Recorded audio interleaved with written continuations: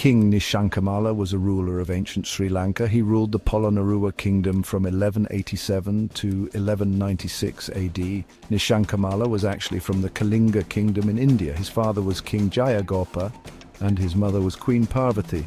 This made him a descendant of the Kalinga dynasty. Nishshankamalla's journey to becoming king wasn't easy. He became king after a time of trouble. The previous king, King Parakramabahu the Great, had died without any children to take over, so his nephew Vijayabahu II became the new king. Nishshankamalla was like his assistant ruler. However, Vijayabahu II was killed by a man named Mahinda, who then declared himself king.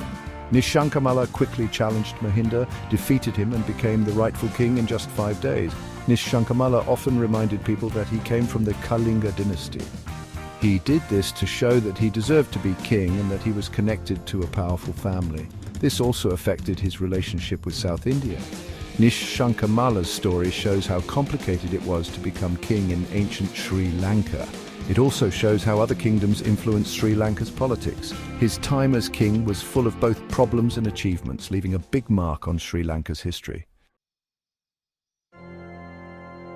King Nishshankamalla faced many challenges while he was king. Because he was from a different country, some people didn't think he should be king. They saw him as an outsider.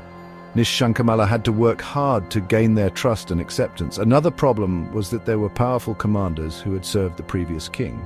They were used to having a say in how things were run. Nishshankamalla had to control them and show them who was boss, otherwise they could try to overthrow him. The Pandya dynasty from South India was also a threat. The Pandyas were strong and ambitious and had interfered with Sri Lanka before. Nishshankamalla had to be careful and stop them from taking over his kingdom. He had to protect his borders. Keeping control of the southern region of Ruhuna was another worry. People in Ruhuna were known to be rebellious and didn't like to follow orders from the king. Nishshankamalla had to show his authority there and make sure the local rulers were loyal to him. These challenges tested Nishshankamalla's skills as a leader. He had to be clever and a good military leader. He had to keep different groups happy and protect his kingdom from both inside and outside threats. King Nishshankamalla knew that he needed the people to support him in order to be a successful king, so he did many things to gain their favor. He wanted to be seen as a fair and kind ruler. Nishshankamalla traveled all over his kingdom to meet his people face to face. He listened to their problems and showed that he cared about them. He also used inscriptions, which are messages carved in stone, to communicate with his people. These inscriptions could be found everywhere and told everyone about his achievements, his rules, and his strong belief in Buddhism. Nishshankamalla was a devoted Buddhist and believed in helping others. He did many charitable acts like giving away wealth and food to the poor and reducing taxes for those who were struggling. He wanted to ease their suffering. One famous act of charity was called Thulabharadana. Nishshankamalla and his family would weigh themselves against gold, silver, and other precious things. These valuables were then given to the poor and needy. This showed how generous and compassionate he was. Today, we remember King Nishshankamalla for the amazing buildings he created.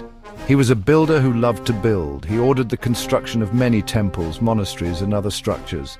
These buildings showed his devotion to Buddhism and his support for the arts. One of his most famous constructions is the Dalada Mandiraya, also known as the Hetadagaya. This building was made to house the sacred tooth relic of the Buddha. It is a beautiful example of the architecture in Polonnaruwa.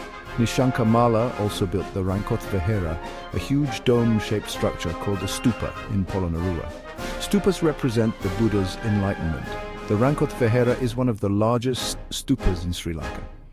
Another important building is the Watadagaya. This round structure has a central stupa surrounded by smaller stupas and statues of Buddha. It is a masterpiece of design and craftsmanship. Nishshankamalla's buildings are a testament to his vision and his religious beliefs. People from all over the world still marvel at his buildings today. They remind us of his reign and his contributions to Sri Lankan culture.